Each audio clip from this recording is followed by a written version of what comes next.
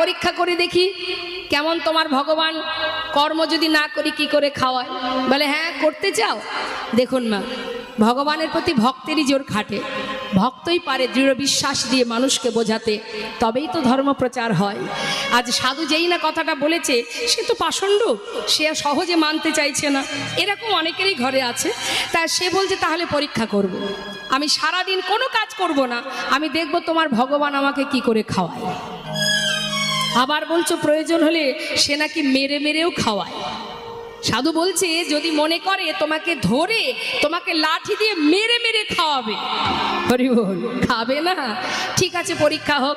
সেই নাস্তিক ব্যক্তি চিন্তা করলেন আমি লোকালয়ে থাকবো না, জঙ্গলে গিয়ে বসে থাকবো, যেখানে আমাকে কেউ দেখতে পাবে না, আমিও দেখতে চাই তোমার ভগবান আমাকে কি করে খাওয়ায়। কি করেছে বাবা, সারাদিনের নাম নিয়ে জঙ্গলে বসেছে, গাছের ডালে উঠে বসে আছে, নিচে থাকলে যদি কেউ